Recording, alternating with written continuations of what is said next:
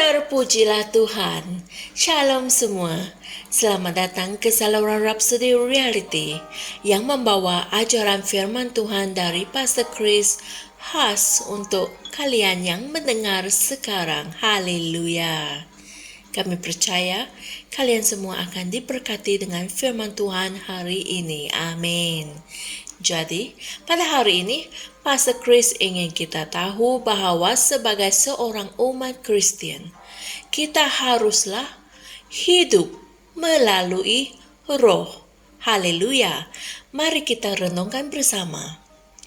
Ayat Injil tema kita dipetik dari Ibrani 9 ayat 14 yang berkata, betapa lebihnya darah Kristus yang melalui roh yang kekal telah mempersembahkan dirinya sendiri kepada Allah sebagai persembahan yang tak bercacat, akan menyucikan hati nurani kita dari perbuatan-perbuatan yang sia-sia, supaya kita dapat beribadah kepada Allah yang hidup. Puji Tuhan. Ianya mustahil untuk menjalani kehidupan Kristen yang sejati tanpa Roh Kudus. Dialah yang membimbing kamu, mengajar perkara-perkara tentang Tuhan kepada kamu, dan menunjukkan kamu jalan yang kamu patut lalui. Pada hari pengangkatan gereja, Alkitab mengatakan, dalam sekelip mata, orang yang telah mati dalam Kristus akan bangkit terlebih dahulu. Kemudian, kita yang masih hidup pada waktu itu akan diangkat bersama-sama dengan mereka untuk bertemu dengan Tuhan di angkasa. Haleluya. Hal ini ditulis dalam 1 Tesalonika 4 ayat 16 hingga 17.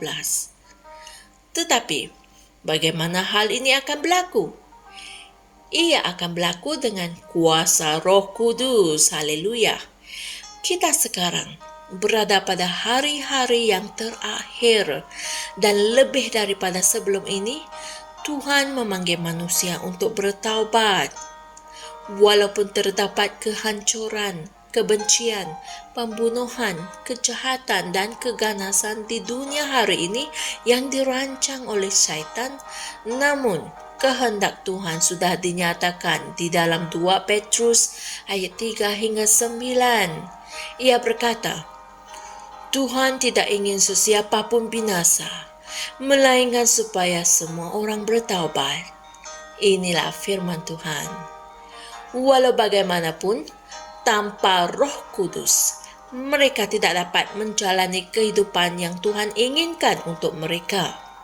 Menjalani kehidupan yang memuliakan dan mengagungkan Tuhan adalah dengan kuasa Roh Kudus. Haleluya.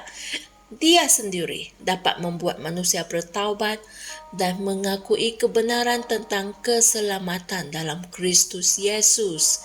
Yesus berfirman dalam Yohanes 16 ayat 8. Dan kalau dia, yaitu Roh Kudus, dan kalau dia datang, dia akan menginsafkan dunia akan dosa, kebenaran, dan penghakiman. Puji Tuhan. Hidup dengan roh adalah jalannya bagi anak Tuhan. Jalan roh adalah jalan kejayaan, kemenangan, dan kemuliaan yang berterusan bertambah. Amin. Jadi, dalam hidupmu, jangan abaikan Roh Kudus.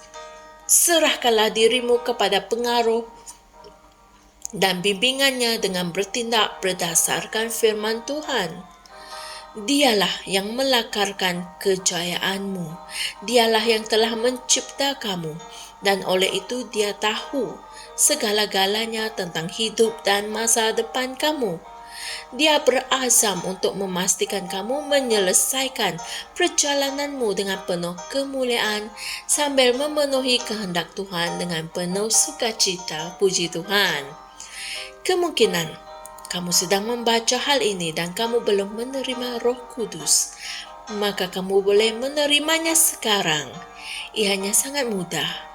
Kamu boleh meminta seseorang yang dipenuhi dengan roh untuk meletakkan tangannya ke atas kamu, dan kamu akan menerimanya.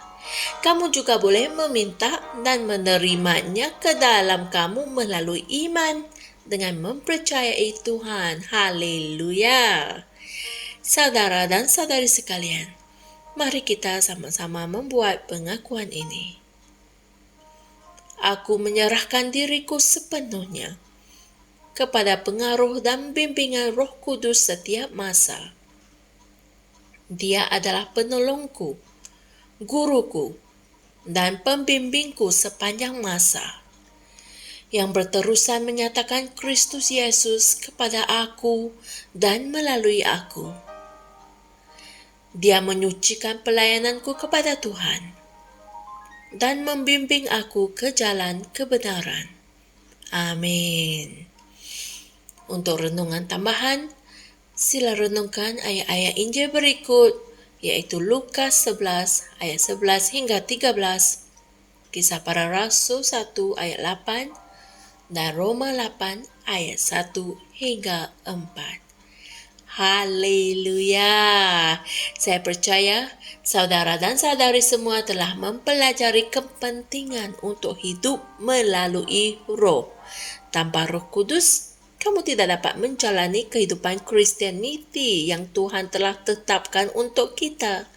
Dan sekiranya kamu sudah mempunyai Roh Kudus di dalam kamu, Efesus 5 ayat 18 mengatakan bahwa ia merupakan tanggung jawab kamu untuk memenuhi dirimu dengan roh selalu, agar rohmu sentiasa aktif dalam membimbing kamu menjalani kehidupan Kristianiti yang sejati.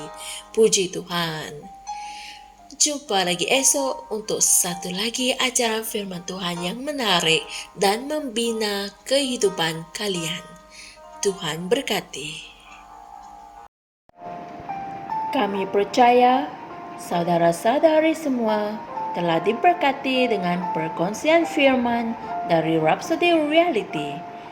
Bagi sesiapa yang ingin menjadikan Yesus Kristus sebagai Tuhan dalam kehidupanmu, kamu boleh mengucapkan doa ini bersama dengan saya. Ya Tuhan Allah, aku mempercayai Yesus Kristus, Anak Allah yang hidup dengan sepenuh hatiku. Aku percaya Dia telah mati untukku, dan Allah telah membangkitkan Dia dari kematian. Aku percaya Dia hidup hari ini. Aku mengaku dengan mulutku bahwa Yesus Kristus adalah Tuhan dalam hidupku mulai dari hari ini. Melalui Dia dan di dalam nama-Nya, aku mempunyai kehidupan yang kekal. Aku telah dilahirkan semula. Terima kasih Allah kerana menyelamatkan jiwaku. Aku sekarang adalah anak Allah. Haleluya. Tanya, sekarang kamu telah menjadi anak Allah. Untuk apa-apa sebarang pertanyaan atau untuk mendapatkan lebih banyak maklumat mengenai bagaimana untuk bertumbuh sebagai seorang Kristian, anda semua boleh hantar mesej di akaun Facebook kami atau email kami di tni.msia@gmail.com.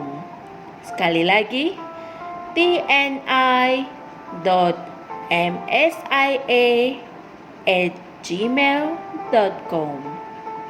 Tuhan berkati Anda semua.